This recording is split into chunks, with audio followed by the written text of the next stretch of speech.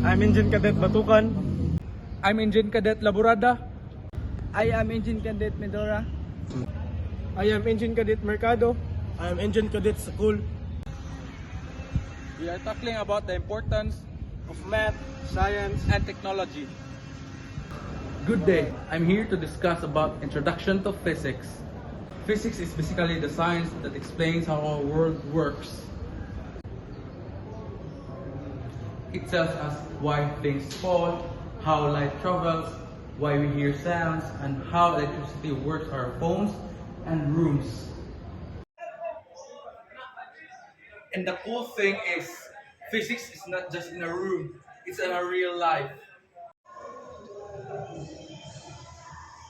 Every time you ride a bike, charge your phones, or even listen to music, you're seeing physics in action. It's the reason we have GPS, airplanes, X-rays, and today's technology. I'll give you one fun fact. Light is so fast that can circle the entire Earth almost 8 times in 1 second. Good day. We're learning about measurement and conversion unit.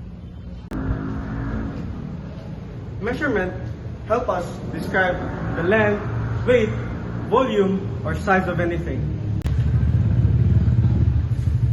We use units like meters, centimeters, kilograms, grams, and liters to measure correctly. Unit conversion means changing one unit to another, like meters to centimeters, liters to milliliters.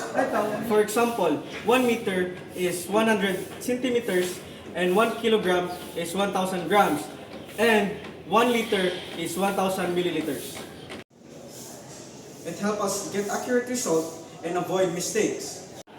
Have you ever wondered how direction and magnitude work together? That's what vector analysis is all about. So vector has both side and direction like velocity, force, or displacement. Using vector analysis, we can break vectors into components, add or subtract them, and predict motion accurately. Engineers use it to design the structure, like instar, and even games use it to realistic movement. Vector analysis helps us understand how things move and interact in the real world. Good day. Kinematics is a branch of physics that explains how objects move. It doesn't ask why and just how. When an object changes position, that's displacement. For example, just like the shoe, from here to there. The straight line from where it started to where it ends up. Speed tells us how fast something moves, while velocity tells us speed and the direction. And when that velocity changes, whether it speeds up, slows down, or changes direction, that's acceleration. There are 2 types of motion. The first one is the uniform motion, where speed stays constant. And the second one is the non-uniform motion, where speed keeps changing. So in just a few seconds, that's kinematics, the simple story behind every motion you see around you. Good day. Today I will explain about Module 6, which talks about forces and motion. Which talks about how object moves or change direction when being pushed or being pulled. In marine engineering, we see this when a propeller of the ship pushes the water backward to move the ship forward, and when the rudder applies force to the steer. Cargo must also be secured, because inertia can make it slide when the ship turns or stops suddenly. Knowing these forces help us maintain vessel stability, protect crew safety, and ensure smooth and efficient vessel operation.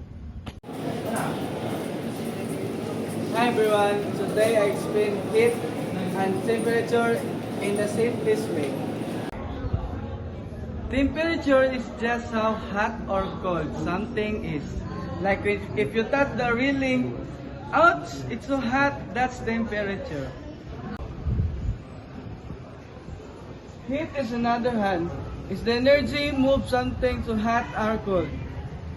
So if you drop an ice cube into hot water, the heat moves to the ice and melts it.